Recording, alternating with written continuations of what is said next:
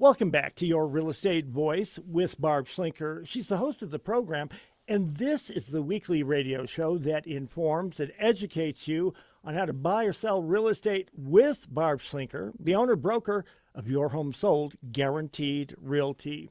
Now, Barb, we're heading into the spring selling season. You're out there selling homes all of the time. What are you seeing in the market about negotiations, and how can you help our listeners score a big win when it comes to real estate? Well, Richard, a lot of people think that they're going to be negotiating in a vacuum, meaning it's just the one buyer against the one seller. And that's not always the case. A lot of times, at least a lot of my listings have multiple offers at once, which very fun for me is not so fun for the buyer. But for home sellers, it starts with pricing. If the home is priced, what I call very realistically, maybe another word for that might be very competitively, then the likelihood of them getting multiple offers is actually very high. There is a pent-up demand of buyers out there looking for the best home for the best price in their criteria. So I believe the buyers are on it. They're watching all the tech company sites like Zillow, Realtor.com, Homes.com, just waiting for the right one to hit the market. But for buyers, it really means that they get fully pre-approved. Like I had somebody this morning trying to pick my brain about a future foreclosed home. What was the price? Which I don't know the price yet. They haven't decided, but I have to put my sign up. They have their rules are you got to, at this point, you need to get the sign up. So the sign was there. That's why she called. But I wasn't too happy that she didn't tell me the truth that she was working with an agent. At first she said, "Oh, I'm not really working with anybody." I said, "Okay, well, did you get your financing?" "No, I'm not ready to do that." And so I am not going to give them insider access or privileged information, really, if they won't work with us, and if they won't cooperate with the process. Like, I am not an overpaid door opener. I am not a door opener at all. But I will work with clients and buyers if they are willing to follow the process, especially when it comes to buyers and getting their finances in order. I mean, think about it, Richard. Would you want your house shown to some buyer that can't buy a couch on Craigslist? I don't want strangers in my home under any circumstance. And just because they say they'd like to buy the home, but they have no opportunity or ability to do that, I'm sorry, but you don't get to make this a parade of homes when you can't afford to buy one.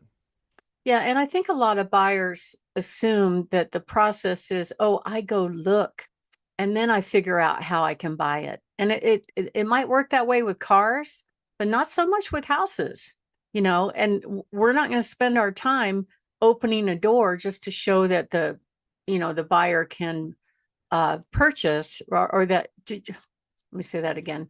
We're not going to spend our time opening a door just because they ask. There are some real estate agents that will do that.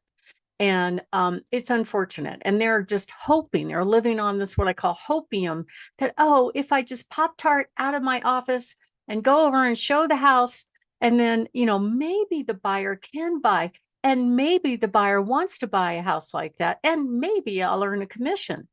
And to me, that's the worst way to do business. We actually tested this. We did the Pop-Tart agent thing, and we get this demand. Oh, I want to go show this house. Oh, okay, we'll meet you there. Everything's all good, without making sure the buyer could buy, without making sure we knew what the buyer was actually looking for, because we have other properties that might fit their criteria as well. And we would love to acquire them as a client, but that's not the way to do it. We tested, we tracked. None of those buyers bought a house with us. So for us, that doesn't work. But sometimes it's a way to meet a buyer and go to the next level. But I don't prefer to work that way. That's just not how I work. Other agents do that. But I think if you're a home seller and that's going on, that just any random person is asking to show your house and they don't know if they can buy, Most sellers say, oh no, I want a pre-qualified, pre-approved buyer to look at my home. Otherwise, not. And it's really hard to put the brakes on the 55,000 agents out there. So price is only one piece of the deal, but it's the most important factor to get the buyers to want to come see it. It overrides all marketing, so it's absolutely critical. But many people think that real estate agents are only about price, but there's a lot of factors into it. It could be, when does the buyer want to close? I remember last year I had a request where the agent said, well, we'll pay this price if you close in a week. And it was a big, massive 4,000 square foot house that they were expecting the seller to get out in a week without an executed contract. And it just, anyway, it was a very unreasonable request and not realistic. And it just because a buyer is cash doesn't make them any better than a buyer getting financing. The only benefit to the seller is that we don't have to worry about loan approval and we don't have to worry about appraisal. Those two things are taken off the table, but that doesn't mean that necessarily that the cash buyer is going to get a better deal just because of that. There are other things that factor into it. Closing cost. We have more and more buyers asking the seller to pay their own closing cost. Or some buyers go, okay, I want the house, but can I have a free refrigerator and a free washer and dryer and a free snow blower and fries with that too? Okay, that it's going a little too far. You're buying the building, you're not buying the personal stuff. So some agents think it's their job just to get their buyer's stuff throughout the entire transaction. And it becomes frustrating. I'm negotiating one right now where the buyer is demanding that the free refrigerator ice maker doesn't work and it needs to be fixed. And the answer is no. We'll give you a home warranty that will cover it, but we're not going to fix the ice maker on the free refrigerator. So there are times that a seller may accept a lower offer based on the way the offer is presented, or based on maybe the timing of the transaction. So it's really important for home sellers when they are negotiating to factor everything into the game. And generally, if you're a buyer and you're making your best offer, you're more likely to win than if you don't. And this is something that really frustrates me, is that I'll have a listing that has 3 or 4 or 5 different offers. Everybody knows there's multiple offers, yet they don't make their best offer. And I had one buyer of another agent get really mad at me because they didn't win the house, but they didn't make their best offer. And then they trashed me online saying, I would have paid 50,000 more. And it's like, what? You didn't make that offer. I have a copy of it. I keep all the documentation, by the way, so I won't let that kind of stuff happen. But at the end of the day, if you know you're up against competition, why are you hedging your bet? Recently, I had several offers. Everybody knew there were several offers, but in both cases, the buyers did not make their best offer. It wasn't until I played mom against dad and really was able to leverage the price up to where it should be. And it is still a competitive market if the home is priced right and if it's in good condition, all the stars align. It is a competitive market, and you have to be prepared to make your best offer if you want to get the house. I'm pretty shocked that buyers actually don't do it. And some of it has to do with what the real estate agents are saying. They'll say stuff like, oh, it's not worth that much. The comps don't support the value.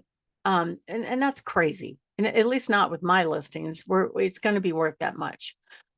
Or sometimes they think that the way they articulate their value is to try to save the seller money, or save the buyer money by using techniques like escalation clauses. We'll say, well, our offer is only this, but we're willing to pay more if you can show me another offer that's more. And so if we have to show the other offer, they factor everything into it, including buyer agent commission. So it's always best to make your best offer. What is that? And this is what I tell buyers.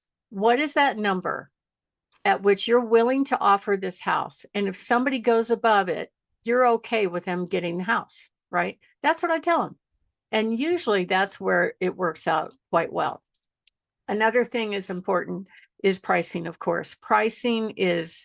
It has the weight of everything because pricing overcomes marketing, pricing overcomes condition.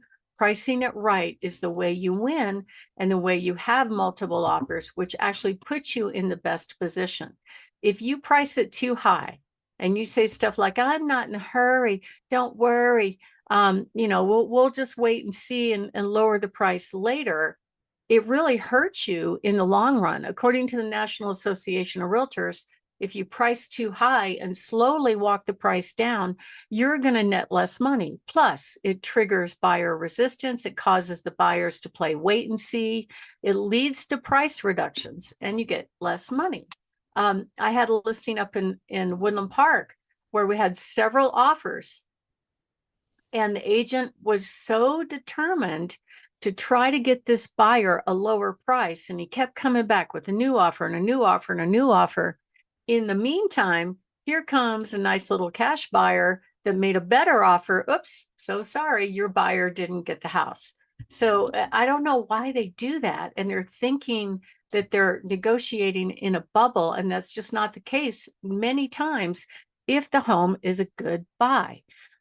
This back and forth could cause Murphy's Law to happen, where some other buyer drops in there with a better offer and you don't get that house. So you really want to make sure you hire somebody with lots of experience that knows how to do this, especially when you're selling one of your largest assets.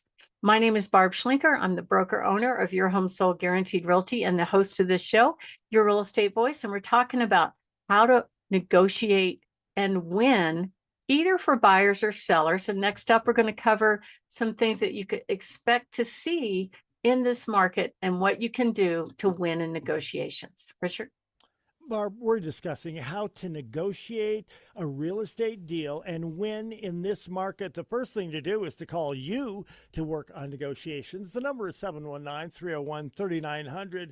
But let's talk about that business of negotiating a real estate deal, winning in this market. They don't teach that in real estate school. Well, Richard, they don't teach negotiations. They don't teach pricing. They basically teach you how to fill out the forms that the state provides you, and then you're on your own to figure out the rest. It's only 1 month of school to be a real estate agent. And then they're like, go, get me some of that commission. That's how I was treated. Really hasn't changed a whole lot. There are a few companies that have training, but at the end of the day, this kind of thing, they don't have as many because according to Zillow, 72% of agents sold 0 homes last year, which is pathetic. But I'm not blaming the agents. I'm blaming the industry for not teaching them on how to get and grow their business. So one way you can be in a position to have the benefit of multiple offers is avoid pricing too high. I know it seems very counterintuitive to do that, but that is the best way to get a whole bunch of buyers to go, oh my gosh, that's the best deal. I'm going to make my best offer. Do you have other offers? When are you presenting offers? That's the stuff that I deal with week in, week out, helping my home sellers get the most money. If you do price it to sell, you get the most eyes on the home in the first 7 to 14 days. That is when it needs to be priced right. For buyers, it creates urgency and momentum. It attracts serious and qualified buyers, and it increases the chance of you getting multiple offers. And then when you get them, you have to decide which one is the best offer for you. And that's fun for me. That's why you want a professional on your side, taking a look at these offers, making sure these buyers can buy and making sure it's the best one that works for you. And if they have a house to sell, it could be a problem. We can solve their problem. We can help that buyer buy your home with our buy before you sell programs. So if you are thinking of making a move, give us a call, 719-301-3900. There's all kinds of factors that come into the negotiations, including price, requests for seller paid closing costs, personal property included, and now commission is a part of it. And a lot of sellers are going, Why do I have to pay the buyer's agent commission? And so, it's a good question, and we have to help them decide on which offer is the best one for them. So if you are thinking of making a move, give us a call, 719-301-3900, or go to barbhasthebuyers.com. Richard? You're listening to Your Real Estate Voice. That's Barb Schlinker of Your Home Sold Guaranteed Realty. And if you're thinking of making a move, call Barb at 719-301-3900 or visit barbhasthebuyers.com. When we come back, we'll be discussing how to sell your home without those showing nightmares. Plus, we'll have Barb's hot new listings. Don't miss that.